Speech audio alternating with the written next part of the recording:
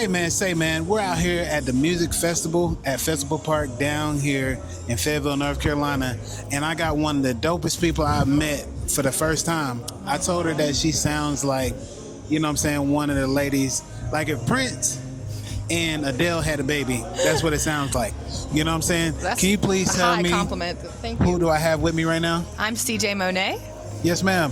Miss CJ, can you please tell the people what kind of music do you do, ma'am? I make R&B, neo soul, kind of singer-songwriter music, kind of all in that vein. Yes, ma'am. So how long have you been doing music for?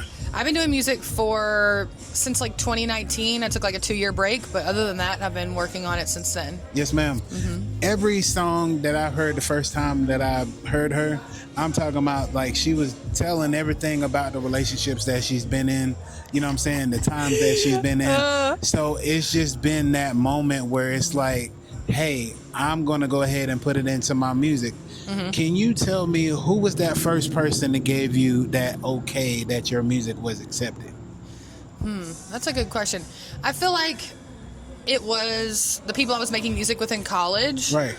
There was a couple people, it was a collective called Creative Culture, who kind of like were like, no, like you have something, you should make music. Because I started just doing features. Yes, ma'am. And then eventually it was like, well, why don't you just make your own music? And so here we are.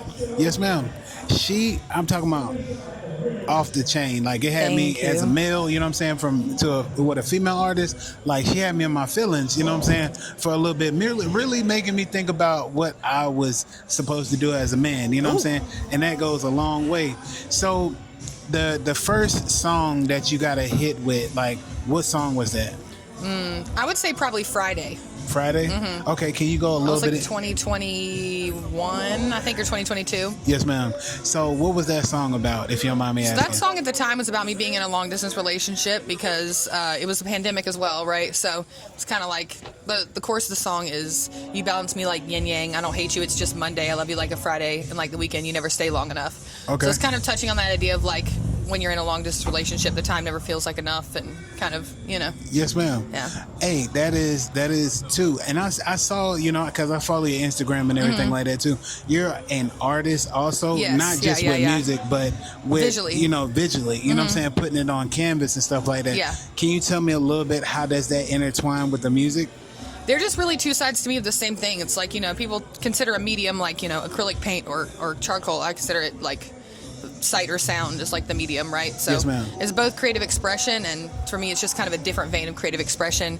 My visual art is a little more like logical and methodical, and my music is a little less that way. Yes, ma'am. Yeah. So do you do any painting classes or anything like that? I do actually community? teach at Wine and Design for fun as an extra thing, but I do also like throw painting classes, and like I teach lessons if people ask or things like that as well. Okay. Yes, ma'am. So what would be, you know what I'm saying, a critique that you would do with your music? Like how do you get yourself into the mood of doing music? Because some people are like, well, I don't want to do music, that's why I take a break. How do you now, you know what I'm saying, get yourself in the gear to doing music? I try to like not overthink it. Like I just let the idea come out, and if I stop pushing it, if it's not coming out, come back to it when it is, and like just let the idea flow out, because that works better for me. As far as like my end product is if I'm just like letting it happen, and then I can go back and sort of be more meticulous later, but I need to get the idea out first. That, man, I'm telling you, because some people don't know that just putting out, you know what I'm saying, you got to have a break in there. Right. Just to let people know, like, look, you know, I'm human too, but I just can't keep on continuously putting out this music. So that is a good way of doing it. You know what I'm saying? If you're not feeling it, just take a break on it. Yeah. You know what I'm saying? You got to live life. Yes, Because if you're inspired by your life as far as what you're writing, and you're writing about everything all the time, sometimes you need a break to gather that like inspiration. Yes, ma'am. Hey, I know that you got, you know what I'm saying, stuff that you got to do, get, you know what I'm saying, in your mode of making sure that you hit the stage correctly. Can you give a young person, you know what I'm saying, some advice that's going into like, you know what I'm saying, music? Like, what would you give them? I would say don't, like, when it starts to get hard is when you just push harder, because it's like that means you're moving to the next kind of sphere of you moving into that space, right? And so I think what's really important for that is having the right people around you. Yes, ma'am. I think that's made the biggest difference for me, is having the right people pushing. Because if you're around people who allow you to be okay, Yes, ma'am. then you'll just be okay. But I think you surround yourself with people who are not okay with that. Yes, and ma'am. so that's really what pushed me to be a lot better, is being surrounded by those people. So I got to ask the question too. How did you feel about when people didn't support your music? Did that fuel you even more to keep on pressing with music?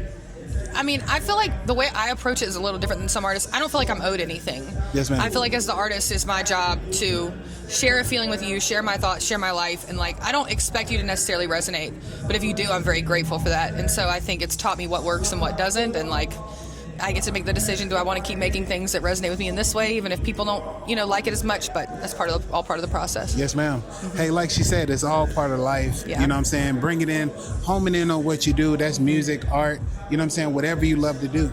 That's what she's about. You know what I'm saying?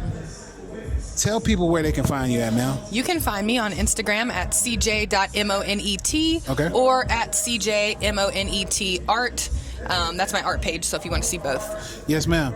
Hey, man. Look, I want to give people their flowers on my podcast. I want to say thank you, Miss CJ. Of course, for thank being you. an innovator, for being a Thank you, person thank you. that has many lanes where people can see you for who you are, not just for Thank you. music, but with art, ma'am. I appreciate that. And I appreciate you for this interview, ma'am. Of Thank you so course, much. of course. Thank yes, you. ma'am.